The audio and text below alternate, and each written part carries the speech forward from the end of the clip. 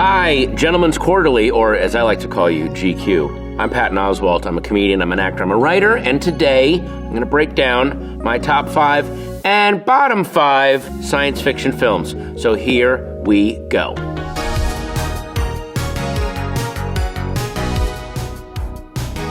Look, before we go do the bottom 5, I don't enjoy trashing movies anymore, only because I've made enough movies to know that even the worst movie on the planet, someone broke their back trying to make it, someone loved it, someone wanted it to be good, and sometimes they don't come out good.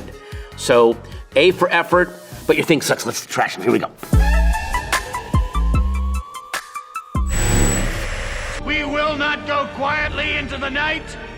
We will not vanish without a fight. We're going to live on. We're going to survive. Today, we celebrate our Independence Day. Independence Day, okay, look. Independence Day, on the one level, is so frigging entertaining. It is a really big, fun, I saw it opening day, people were losing their minds, I was cheering along with it. It's just an example of a movie that they ask so many buys of you. There's so many, like, I understand that the aliens seem to be there to just destroy this planet and take the resources, although after you destroy the planet, how do you get the resources? I don't really understand that part. But the fact that the big, crucial third act scene where they send a computer virus to the alien's computer, which again, this is way beyond any technology we have. It's like, that'd be like hacking a smartphone with a manual typewriter. Like, you can't, but then I found out later, there's a scene that they cut out of the movie, which I don't know why they cut this out, and it's a really quick scene where one of the scientists says, actually, we captured some of their spacecraft back in the 50s and 60s, and we've used their technology to build cell phones, computers, so our technology is kind of late. Just have that one line in there so that, oh, that's why they're loading the virus up. I get it, that makes sense. So they were so excited to have like 3 more seconds of explosions that they took out this one element the filmmakers so didn't trust that we could deal with 5 seconds of dialogue that would explain something. They were so worried about not shaking keys in front of our face for 5 seconds that they left that out, and that's always like left a bad taste in my mouth. Log Mr. Spock's Starfleet Commission reactivated. List him as science officer. Both effective immediately. Star Trek the Motion Picture is so, it's oatmeal-colored uniforms on a gunmetal-colored ship. Everyone's in a bad mood. Nothing really happens. They get to this thing at the end where it's a Voyager spacecraft, but it thinks it's God. You're like, I've seen this plot a million times. In fact, I think that was a plot of the Star Trek show. I'm glad that Star Trek the Motion Picture exists, though, because it is such an absolute failure in adapting the source material that it made them go make Wrath of Khan. The Wrath of Khan should basically be called, sorry about that first one, here's the second one. We'll make it really good. I don't think you have to have expertise in the source material, but you have to have a sense of fun and a sense of joy. Know at least what the core of the engine that makes it tick is, and know how to use that. That you need. It's beige people on a gray background in a bad mood for 2.5 hours. That's what they should call Star Trek the Motion Picture. Beige Trek.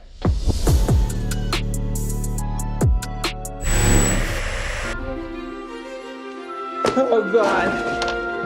Oh, God. Oh, man. Is somebody trying to tell me something? Phenomenon is so annoying because they deal with some genuinely intriguing concepts, which is what would superpowers, superintelligence look like in someone who did not have them before. It's this weird kind of flowers for Algernon, but without the medical treatment that makes him smarter. But then it feels like the movie gives up in the third act and says, oh, all the powers that he has, it was a brain tumor, don't worry about it. And then we'll cut it out and he'll be normal again. Like, it just this weird, like, we took him this really intriguing journey, okay, and we asked him really cool questions. Oh, nice. Well, this will be, don't worry about that. Wait, what? No, it's just a tumor, we're done. Great science fiction doesn't ask amazing questions to then go, actually, not come to think of it, don't worry about it. It's it.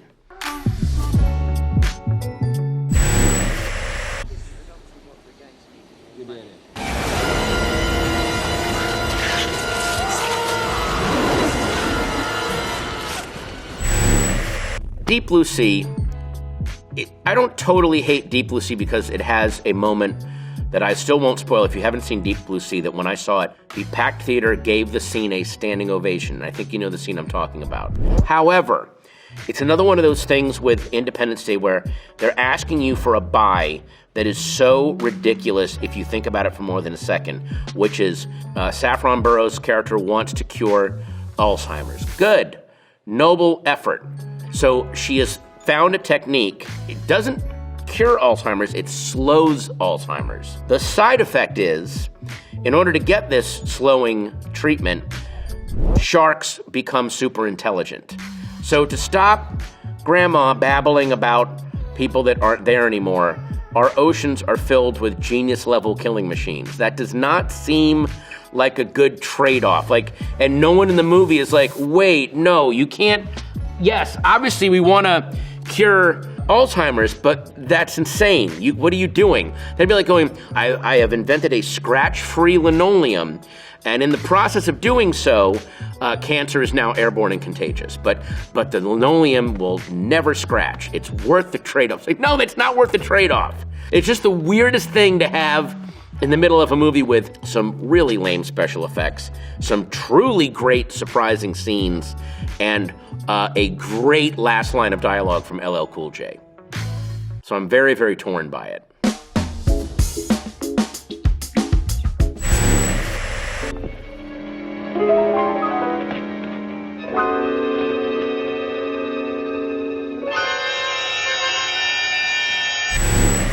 On the beach, look, I know it's Stanley Kramer adapting a Neville Shute novel, and I know it's very important, but it's one of those movies that, unfortunately, there's nothing worse in a movie where it knows how important it is, so the whole underlying attitude is you're welcome. The characters are all, basically, they know that they're doomed, they know they're gonna die, and I don't want to sound mean, but some of their last dreams they want are kind of dumb. Like Fred Astaire wants to win a motor race, who cares? And look, there have been plenty of bummer post-apocalyptic movies and TV shows, Threads, Testament, The Road, but at least in those movies, people were struggling to do something. Everyone in this movie is like, just get it over with. And then you as a viewer are like, yeah, get it over with. Why am I sitting here? You don't even look like you want to be in this movie. Have a couple of foolish characters in the movie at least that are like, oh no, I know I'm going to die. I'm going to still try to live. Even though I know I'm going to end up puking my spine up and losing all my hair, I'm going to at least try. I'm going to try to do something here. Everyone in this movie is like, I'll just have this one last auto race and then we'll all have poison and then we'll be done. I'm like, then why did I have to watch this? Top 5. Do you know the Klingon proverb that tells us revenge is a dish that is best served cold? It is very cold in space. The reason I picked Wrath of Khan is because it was such a corrective for a bad science fiction film. Not just a bad science fiction film, but a bad way to adapt material of someone not paying attention to what made the original material great. And then part 2 was like, no, this is why Star Trek is fun and awesome and lasts, and we're going to lean into this aspect of it. And it's just a great reminder that you can massively screw up and then correct it. Even if you've never seen the show or don't know any of its mythology, it is such a lean, basically revenge thriller. And in the middle of it, they somehow have a pretty solid argument about not only do we not have the right to take life, do we have the right to create it on a planet-wide scale. But again, that's all in the background. What's on the top is 2 insanely hammy performances by Ricardo Montalban and William Shatner, basically trying to out-top each other. A great way to have an argument about man's rights to create or destroy is to have 2 scenery-chewing actors make a buffet of it.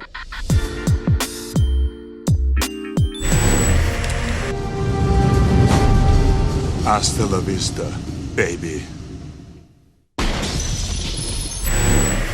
Not a necessarily original idea. It was borrowed heavily from 2 episodes of The Outer Limits that Harlan Ellison wrote, Soldier and Demon with a Glass Hand. But basically, it's a really deep meditation, not just on fate, and can you affect your fate? Is your fate predestined? But also, if you know what's coming in the future and you know that the future is doomed, it would drive you insane. How far are you willing to play along with acting sane so that you can then function in the real world and maybe try to stop the future? But everything I just said pales in comparison to these genuinely amazing special effects that by today's standards, the amount of care and craftsmanship. What was so brilliant about Terminator 2 is Terminator was a huge hit, in which it's an unkillable robot who is here to kill someone and switch the future. So they subvert their own genre that they kind of created, in which now the Terminator that we're used to has been sent back and is unable to kill. He's there to protect. We don't know that. That always drove me crazy. When they cut the trailers together, they made it very clear that Arnold's there to protect the kid. But if you watch the movie, it's structured that you don't know who the good or bad guy is until the last second when they're in that hallway and Arnold protects the kid. Get down. And Schwarzenegger's character is this, what could be worse than a human being that's a Sherman tank that just can't be stopped? I know what's worse, a human robot that's a Porsche, basically, that's sleek and fast, that can outrun the tank. So there's a whole other level of terror to this.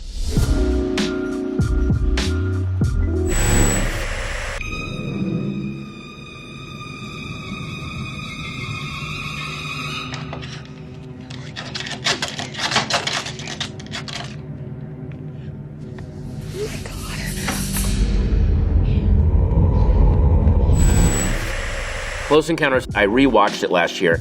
That movie has aged so well. There's a huge unspoken revelation coming that no one can really put their finger on. These aliens are trying to make contact with Earth, and the government is trying to suppress this information and keep it away from the normal people that have been contacted, basically. The Richard Dreyfuss character, his performance is incredible. He basically becomes a true believer, but it shows you the cost of believing in and knowing for a fact that something way bigger than our current reality exists. It makes it really hard for him.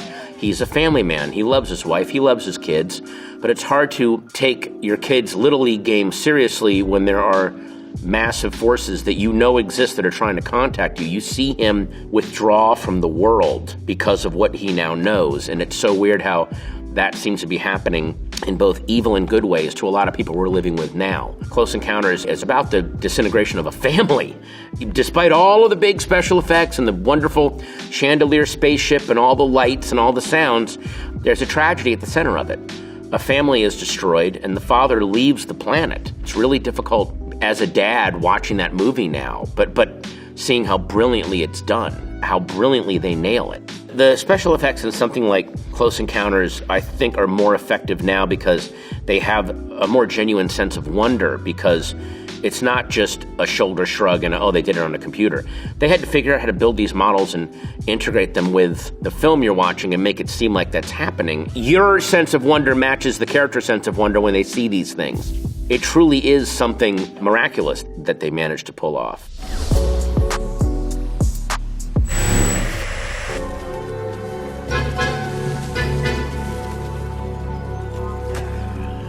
Quit digging. It ain't human, Frank. What I love about Fire in the Sky is it in itself is not a great science fiction film overall, but it has a sequence that is so good and so frightening, and it's the closest I've ever seen on film to what it would be like to encounter an alien culture and alien technology where, I mean, I would guess to a Neanderthal, a cigarette lighter or a typewriter would be terrifying. Like, to just look at those things moving, it's so beyond what your brain knows. So there's a scene where a character is taken aboard an alien spacecraft and they do experiments on him. What is so eerie is how unhurried the aliens are when they're doing what they're doing to the character, and they're also clearly following a set procedure. They're not torturing him, they're just they would do experiments like you would tag a bear in the woods, but a bear getting hit with a dart and having a tag would be terrifying. And so it's a human, you are now a bear in the woods being tagged, and it shows you what that would feel like. But what makes it so brilliant is he only remembers this tiny sliver of the experience, and he can't quite put it together, and we can't put it together. So it's one of the best depictions I've ever seen of what it must feel like to encounter not just an alien culture, but an advanced technological culture. we have two notes. One that was written here and one that was left on the door. If you didn't, and if the other Hugh didn't, then who has been leaving the notes? Coherence is a little micro-budgeted science fiction film that was shot in 5 days, basically in one location. A very tense, taut science fiction thriller that is done with basically no special effects, no fast cutting, but you're on the edge of your seat the whole time watching a very simple thing happen science fictionally in which reality fractures. There are now different versions of yourself and different versions of overall reality out there that you can just go walk into if you want. What do you do with that knowledge? What is the danger of that? It's a lot like another film called Primer, where it's more about the idea and how it affects human beings rather than the special effects and the whole visual of it. It's amazing. GQ, thank you for letting me go through my top 5, my bottom 5 science fiction films. And if you watched all of this, thanks for hanging out with me. I know I got kind of annoying there in the middle, but I do appreciate it.